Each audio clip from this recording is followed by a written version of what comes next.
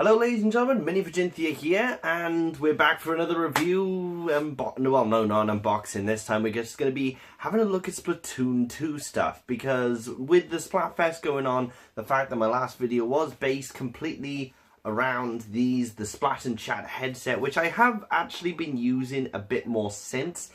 It's not terrible. Once again, it's a decent headset. It's just, I think it just feels a little bit too uncomfortable at times to be classed as a fantastic headset.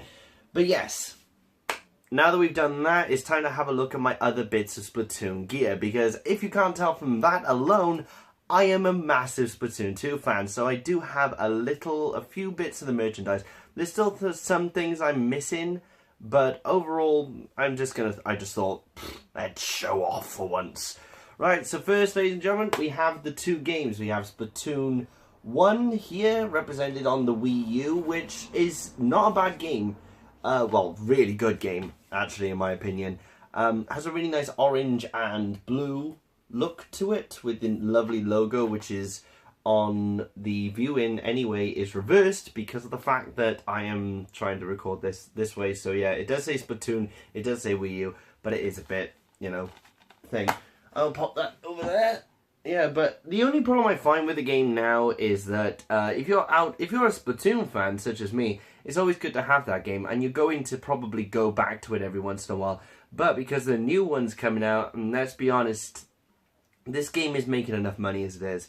So I can see that possibly we're going to get a new installment every few years. So basically, by the time the Splatoon 3 comes out, even now the Splatoon 2's come out, I can see that game possibly only worth going back to, maybe for the single player content, but the multiplayer will just be forgotten about, especially seeing as the Wii U is pretty much dead now. Then we have Splatoon 2. Now, I know that a lot of people have probably seen, this is the front cover, the normal front cover, which has a nice pink and green feel this time, with the new haircuts shown off, including the short-haired girl and the spiky-haired boy, which is what I opt for, and then the information on the back. But the thing I love is this one. This is the one based, I mean, you have the hero mode poster here, and then you have the salmon run thing here. And I just prefer this art overall. Also, if you see at the top here, let's try and get it in a bit more focus. But yeah, instead of the Switch logo that it shows at the top there, it shows the little squid icon. And I just preferred it. Overall, it just looked a bit better to me. That's all. Let's try and get that bloody wire out of the way. I keep the wire jump cut only because of the fact that my camera's screwed up for some reason, because I keep forgetting to delete videos off my phone. It's brilliant, isn't it?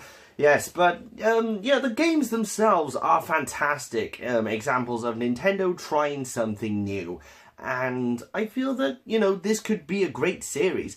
But like I said, always make sure that you get the newest game like as soon as possible, because basically in every 2 years support from the game will go, because I think Splatfest lasts every 2 years, and new weapons, maps and stuff like that, they basically get brought in about for the first year, I think, and then just after that slowly support for the game will go until Splatoon 3 or Splatoon 4 is announced or whatever. But now we get on to one of my favourite collectibles ever, amiibos. And I gotta be honest, I don't have all of the Series 1 amiibos, mostly because they do get quite expensive, but I will show off my ones. I have here Splatoon Boy, with some really good detail on this one. I love the bases of these ones, the ink bases, and I love how this is a transparent tube with like blue plastic in it. It isn't like just a plastic tube painted on. It's got some really nice detail there. The Super Soaker thing looks good, and it's got a really nice good shine to it, like the characters themselves. And then there is the green ink amiibo, which has a lot more detail on the ink itself. And I think the only problem I find is there's a few molding lines on the back, but when you have it like that on your shelf, it doesn't really show. Before I show my next couple of amiibos, I will say that these two were a pain in the ass to get a hold of here in the UK. Because if you haven't heard before, a game truck, on the day that Splatoon 1 came out, a game truck got stolen. And in that truck was all of the Splatoon 1 merchandise, and that means the games, the amiibos as well. So these went out of stock. The worst problem was that game truck had every version because there was a box. There was a boxed version. It had the game and this Ink amiibo, Inkling amiibo. The problem is that until Nintendo then went, okay, you can buy it separately, it was the only way you could get a hold of the green squid amiibo, and that made it rarer. So over here in the UK, it was near impossible to get, and I think, if I remember rightly, these went up for about 30 quid in CEX at least. I ended up finding this to an Australian seller, and then the green squid amiibo, that came out later down the line, I think it did. Yeah, when it was sold separately, it was £11. It was no longer massively rare. Nintendo finally sorted it out, but that was a good couple of months. I think it was at least a month to a year before they finally brought in more Splatoon, like, amiibos and stuff like that. Maybe demand was high at the time, especially for the fact that when Splatoon 2 came out, I think amiibos had not long come out. Yeah, it was when Super Smash Bros. For the Wii U came out, the amiibos really took off. And that was a problem because scalpers were after them, basically. Then I also have my Callie figure. I was Team Callie, I will be completely honest with you. This one has my favourite detail out of the original Squid amiibos because it doesn't go overboard with the ink, and it has some really nice detail on Callie herself, the skirt, everything. It just looks fantastic in my opinion. But when I say I'm glad they didn't go overboard with the ink, when it came to the Splatoon 2 amiibos, that's pretty much what they did, is they went a lot bigger and better with the ink. Once again, a full clear plastic tube with pink plastic in it, showing off the new Dooley's weapon, which I thought was fantastic, the new short hair. Once again, I don't know if you could see on the camera, but really bad molding lines right there. And that is a little bit of a distraction when you don't have it just like that, when you're showing it off for, say, a video. I'd say the green one looks a lot better. It has the really cool spiky haircut that's shown off. It shows the Splattershot Junior, I believe that is.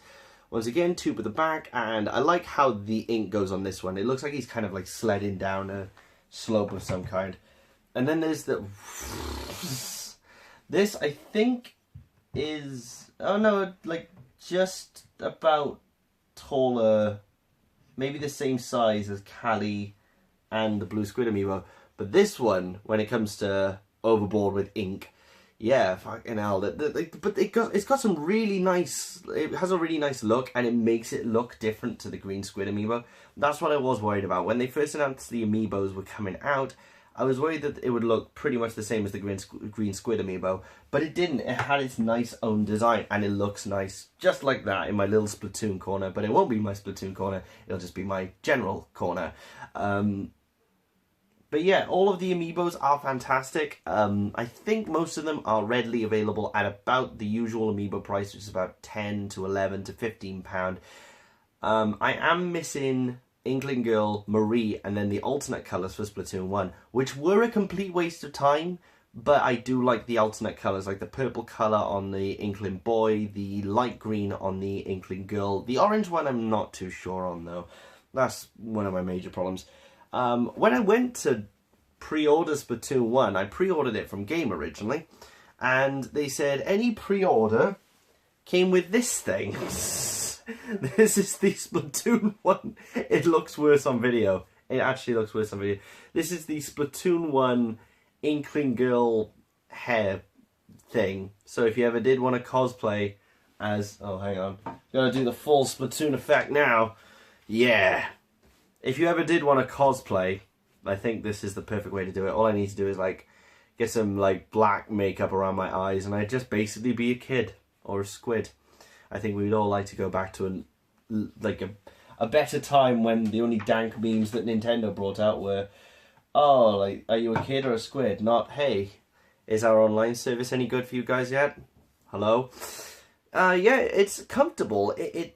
I mean, it has that kind of, like, a pre-order hat feel. Like, it's nothing special. It probably won't keep you warm. It looks ridiculous, but I think that's one of my favourite things about it, is just how ridiculous it looks. So yeah, I don't know if you can buy these anymore. Like I said, they were a exclusive with game, but you can see they got some long tentacle things. I suppose you could put that maybe, I don't know, around your neck or something, or maybe you could strangle your enemies, or look like an old widow woman. Am I kid or a squid, my friends? I don't know why I did that voice. But yeah, like, going on. And now we have the Splatoon 2 merchandise for specifically the Switch. Now, I don't have the Joy-Cons, the one that's pink and the one that's green. That's the only thing I don't have, but I think it's exclusive in Japan at the moment. I can't exactly remember if it is or not. But there have been other bits of Splatoon Switch gear. And this will lead into a video I want to do later on, which is looking at Switch merchandise. But seeing as it's Splatoon related, I wanted to get it out of the way now. The first thing you have, and I gotta be honest, I do love the Joy-Cons. I do love the Joy-Cons in the grip. But when it comes to playing games, I always pick Pro Controller. I gotta be honest, the Pro Controller is so nice. It's got some really nice buttons, triggers. Once again, not context sensitive, much like the Wii U, but I don't think it's needed, to be honest. And then you got the triggers. It's just a really nice, big, comfortable controller. And it has some really nice detailing, like the splats and the graffiti on the controller itself. And what's cool is that some of it looks like it's in the controller, where some of it looks like it's on the outer shell. And it's got the green and pink represented in the Splatoon 2 game. Pro Controller is so comfortable. If you have a Switch and you haven't got a Pro Controller, I know they're about 60, 70 quid at the moment, but they are worth it in the long run. I've got to be honest. It's the perfect way to play not only Splatoon 2, but stuff like Mario Kart, Breath of the Wild. I prefer this over the Joy-Cons. And that's not a bad thing on the Joy-Cons themselves. I do love the Joy-Cons, and I will be talking more about that when I officially do my Switch accessories video. But I just feel that when it comes to travel on the analog stick and stuff like that, and just overall feel, it feels like a normal controller. It has the travel of a normal controller. It's a normal controller, and it's got gyroscopic features and all that as well. Give it a second. Cut because the fact that some twits are screaming outside. But yeah, Pro Controller all the way for me, and something that I can honestly recommend to anybody who has the Switch. Once again, love it in portable mode, love it in the little controller thing, love it just as two different controllers. But when it comes to hardcore gaming, and especially Splatoon 2, I much prefer to have the Splatoon 2 Pro Controller. And there is a normal Pro Controller as well, just with standard grey, which I'll be showing off later on. But I do like this a lot more, and I think it's something to do with the colours. Either way, the last thing on the agenda is this. If you're going to be going out and about with a Nintendo Switch, you have to have a decent travel case. And there are many on the market, but I find that the ones by Nintendo, while can be a little bit expensive, are overall better. This is the Splatoon 2 one, and I don't know if you can see that quite, but there are patterns once again, bits of graffiti, the squid pattern there, same on this side as well, and it's got the pink and green as well. Again, you open it up, and I think I prepared, and there are a few things in there. Yep. Well, I don't have the Splatoon, well, I don't have the Switch in here itself. There's really nice felt feel here. That's where your Switch goes, and then this falls down to protect the screen, but it also has... Oh! Why did I do that? I don't know why I did that. Yes, on the other side, it has a tiny pocket, so you can hold two of these... oh, what do they call them? Joy-Con grips, I think it is. I can't remember. And then room for 5 games, and that's a good amount for me. I'm always looking for a Switch case that has a decent amount of pockets to hold certain items and also a few Switch games. They fit in there really snugly. I got Mario Kart 8 and Disgaea 5 in there and stuff like that. I will be showing off the games I have for Splatoon for the Switch as well. I think the only major problem that I have is, of course, this does try to be compact, and that's fair enough. And I can't show it on video right now, but because of the fact that the little Joy-Con grips are in there, when the Switch is also in there, closed in, this comes out and it feels like it's kind of pushing against a lot of pressure in there. but really good feel to it. Like I said, nice fabrics and nice materials used to make it. It feels like it'll protect it, and it does come with a screen protector as well. But I don't use screen protectors at the moment. I'm waiting to find like a plexiglass one, not just standard bog standard ones that'll probably cause bubbles and probably melt inside my Nintendo Switch. But yeah, this is my overall. Oh, one last thing I forgot to mention actually is that little pocket that has all the stuff in there. If you see here, you can fold it out and you can pop your Switch just in there. And this also has a fabric feel. It doesn't feel like it'll scratch my Switch up or anything like that. The hole is there to make sure the heat can still go through with the Nintendo Switch itself. It all checks out. So that was a small look at all of the... Don't know where to put this now. Put it back there, yeah. That was a small look at all my Splatoon gear, and I know there's not a lot, and there's still a lot I'm missing, like the art book, more amiibos like this, and I will hopefully update my Splatoon gear and also show off when the probable Splatoon 2 comes out, because let's be honest, Splatoon 2 is already, I think it's Nintendo's third best-selling IP on the Nintendo Switch at the moment, so yeah, we can guarantee that Splatoon 3 is going to come out in probably another 3 years, and you heard it here first, by the way. Minifridgeinthia told you first. So yeah, thank you very much. Next video is hopefully going to be a very special video because Sonic Mania comes out and I did pre-order the unboxing, so if you do want to see that, check back here on possibly the 15th or the 16th, and that video will be up then. Until then, Minifridgeinthia, oot!